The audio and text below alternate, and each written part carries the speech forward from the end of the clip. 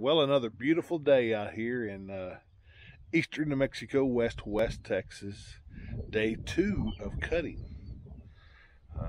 We're fixing to load up a swather, and we're going to load it up and head to north of a bombing range. We're going to be in strafing distance of the target area.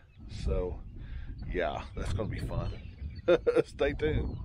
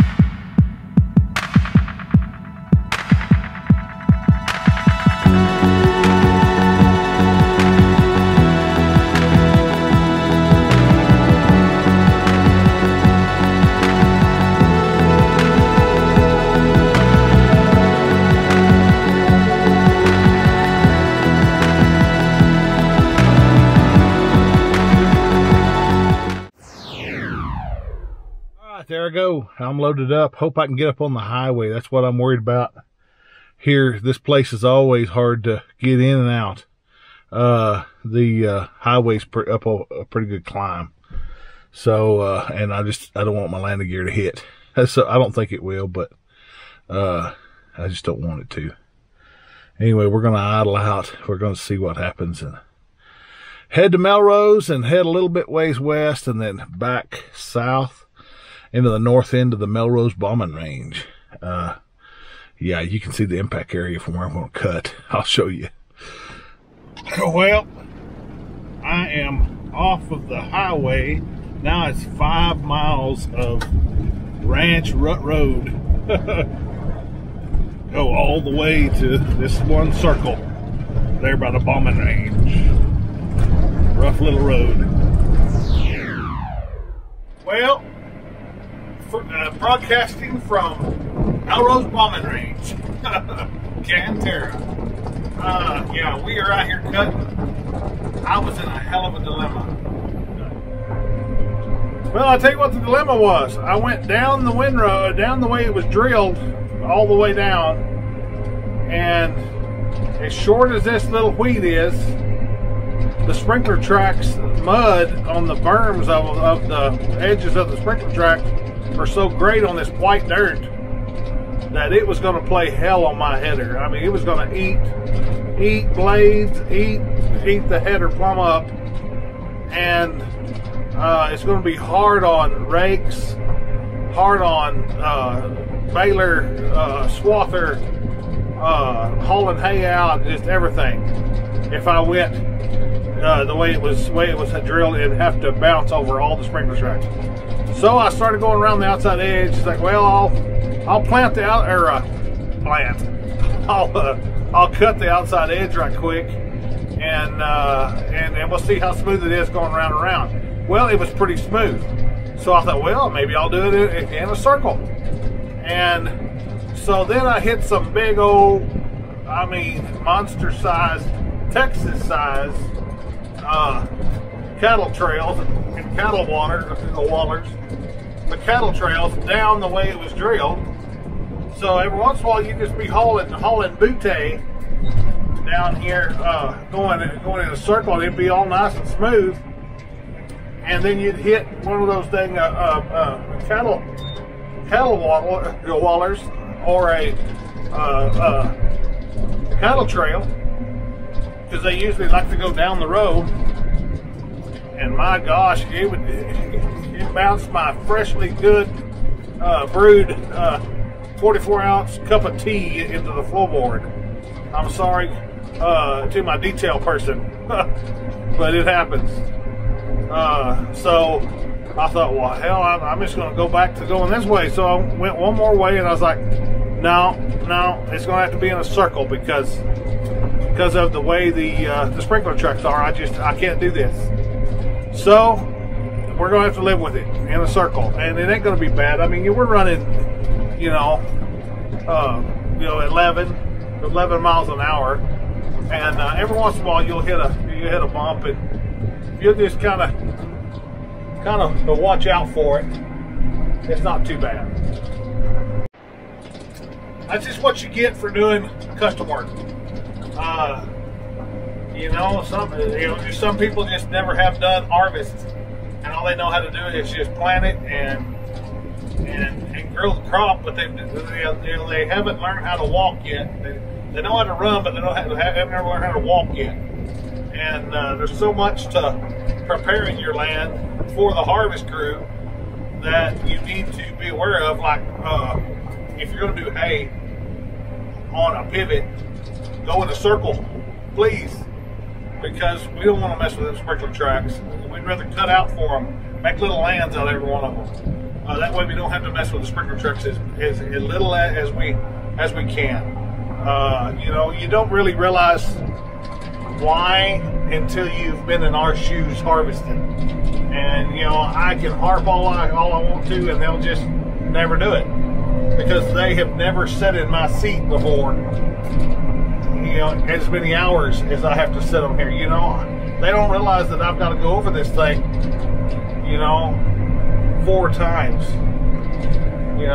Cutting, raking, baling, and hauling. And sometimes I got to rake it twice. So I don't want to go over sprinkler trucks that many times. You got a 7-tower circle, and by the time you split it, that's 14 big old mud-filled tracks. You gotta, just bounce your rakes through, or your swather through, or your every pass. So that's 28 every round, and it just explaining that to some of the farmers is just impossible. But it's all good.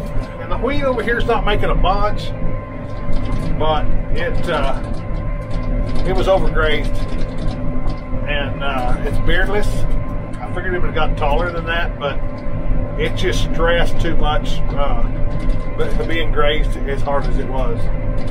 But right over here, just about 200 yards, there's a big long fence. Every 100 yards down that fence, there's a big old sign. It says, "Do not enter, stay out. Federal law. That is now a U.S. facility, bombing range. Hazardous. Your baby's going to come out naked. Everything if you cross that fence. That is the buffer zone of the bombing range. I know you can't see it with this little camera, but way out in the distance over there, probably 5 miles, is the impact zone. That's where they drop bombs. That's where they shoot the big C-130 Spectre with a big old 105 cannon artillery piece, and all the machine guns, like the 30 mic and all that. They shoot out of that deal, and they go in a circle, and they, you see all the Afghanis and all the Taliban and the Iraq people. you know, the Iranians and all, they always run from that kind of stuff, you know, because it's just, I mean, see, here's that old rough spot. Wow, cattle. People's cattle, they ain't worth it, people. I love steak, but god dang. Anyway, they just hover, they circle here, because this is a Spectre base. They'll just hover, and they'll just sit there and shoot all night long. So let's hope today it ain't moving target day, and they don't see a little old red piece of machinery going around and thinking, hey, there's be a live target. Hey, I'm friendly, guys. I'm friendly. You know, watch your friendly fire, please. But no, that is the Booming Range, and there's like, used to be like 14 or something like that circles right here. This is all state land, Mexico state land.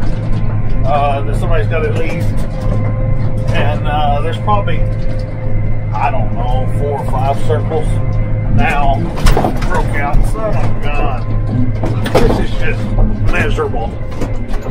Anyway, so we got about 5 or 6 of them broke out now. The rest of them are not; they're just abandoned. But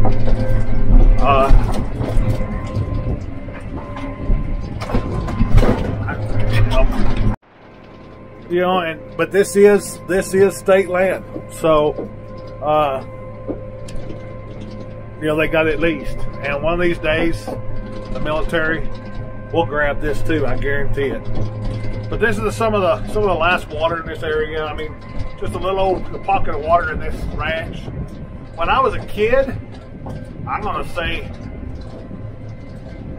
8 to 10 years old, my dad come over here, and he was custom cutting wheat, and he you know, with a whole bunch of the neighbors there, and they come over here and cut all these circles with that were in wheat. And I remember coming over here, and man, I thought this was like, you know, the danger zone, because it was the Booming Range. And you know, you'd have like low flying F-111 bomber aircraft flying over, and yeah, I mean, you couldn't even hear them. They'd hear in a minute. It was just, they wouldn't hit the Mach sound barrier, but it was just damn near, and it was just wow, you know. I loved it back then, but nowadays, I mean, it's great too. It's the sound of freedom.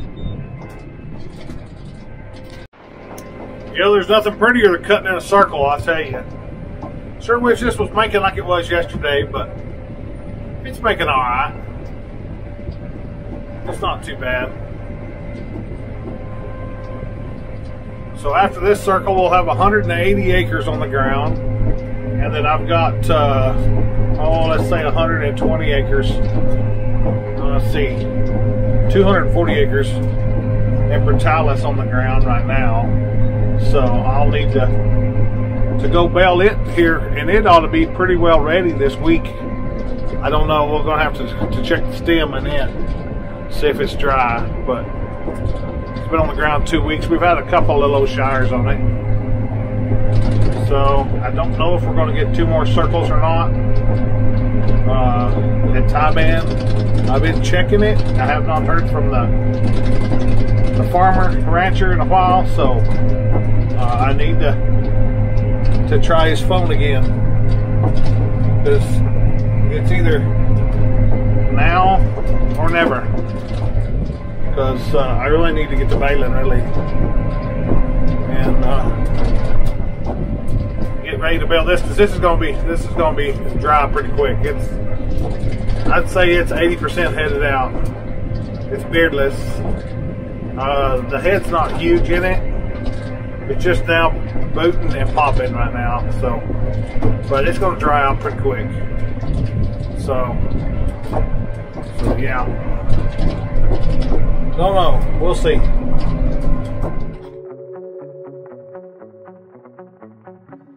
Alrighty, y'all. We're almost done with this circle. We just like a few little windrows here, and we're done. We're sitting here cruising pretty good. talking to you now about GPS here for Agco. I think it's a TopCon, I think is what it is, in this swather. It's integrated.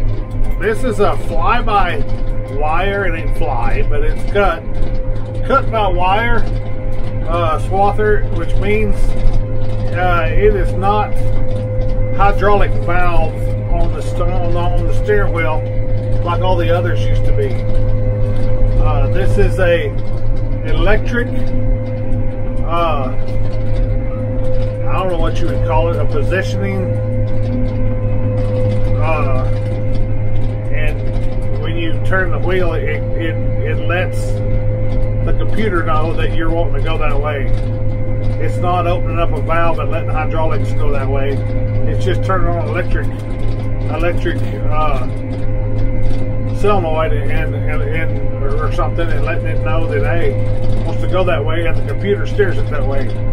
So when you hook up the GPS into this system, it is doing away with the steering wheel, and now the GPS is actually telling the swather to go left or right instead of the steering wheel to go left and right. If that makes sense. It's not a hydraulic, electric over hydraulic controlled unit on this steering wheel motor. It is actually electric computer telling it directly to the steering box. Not hydraulic, all electric. So this is a perfect platform for the GPS to run on. So, and you're going to get a lot of glare. We're almost dark tonight, so it's like 7 o'clock, and it's 7:17, matter of fact. So I'm going to try to finish up. I'm going to have to finish up in the morning. I cut down for the sprinkler. But just telling you a little bit about this GPS. I mean, it's pretty cool.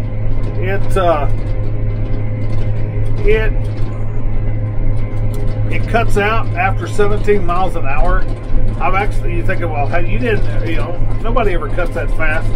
Yes, last year I did on smooth ground on dry land that wasn't making a quarter of a ton to the acre. And he wanted to cut and bale it, and it was on 800 acres, and it was 2.5 mile rows. You can look back at my some of my previous videos on that for last year, and it was like hauling butte. I mean, it was.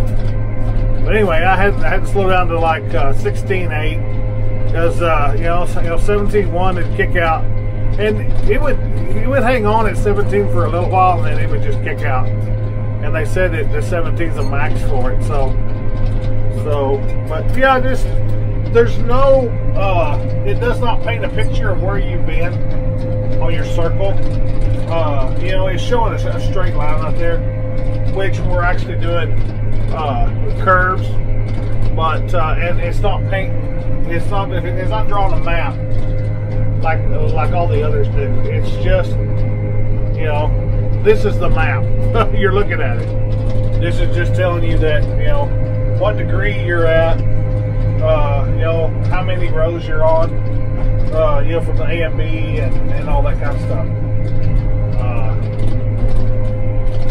It's a very cool system. It's on WAS. If any of y'all are familiar with GPSs, and yes, your hiking ones also is on WAS, and that means it's all using the free satellites up there, the free the global positioning satellites that everybody uses for their TomTom, their car navigation, their phone navigation, their everything. That's the ones that we're using today, and it's within about 4 to 6 inches probably accuracy. A lot of people say that you cannot run WAS and do circles, and I think that's the case in some areas. I mean, there's one of my farmer friends, Will, up there by Clayton, in New Mexico. His he says, that he can't do it up there in that area, and I don't doubt that at all. I mean, he knows his swathers. It might be that they're just, he can't get a hold of the satellites we can down here. I don't know, but there's it ain't just me that can do this in a circle. I mean, you watch my son. I'm gonna have a video of my son running a swather for a neighbor. He's on WAS, and he was cutting in a circle. He was even merging in a circle. I've merged in a circle. You can buy the prescription for this, subscription for this. I think it's $800 to $1,000 a year, and you can get within inches. Within an inch, I imagine, and it's like spot on, perfect. And if I was a custom cutter that did a lot of merging, a lot of circles and a lot of merging and a lot of cutting, I'd do it. But I don't do enough circles. I do it this time of year, or maybe even hay grazer, if I get a custom job in the fall. I do theirs in a circle if it's on irrigated, but for the most part on all my dry land, I'm all straight A and B's, and so and it does good enough for me on that, and it does good enough for me on the circles. Now, while I've been talking to you, you've been noticing this has been drifting over. Well, it's because I was following that wheel track over there, and it's not quite. Yes, it messed up GPS, so it don't always work perfect, but it's gonna work out perfect because there's a short windrow in this anyway, and so it's I'm just kind of getting this side back straight, if that makes sense. It was missing a minute ago, and so I was correcting it manually, and it made up for it right then. So it ought to be good to go. But yeah, see, we're going to have a short window, and on WAS, one side is overlapping here, or not taking a full windrow header, and the other side is fixing to be leaving some. So, and that's one thing about WAS. The plowing too. All my plowing GPSs do that too. They're offset, and I've tried to change that offset to try to get it working right. I just can't do it. So I just I hit a happy median, and I shift a lot, and I shift every sprinkler track. Matter of fact, I drove that sprinkler track by hand, and then that's why that was off a little bit. And then that one there, I did it with a GPS, and it was just a little hit. I had to correct it a couple of times, and I didn't want to correct it that time because I was talking to y'all. So that's why it's all, as you can see, it's back on straight now.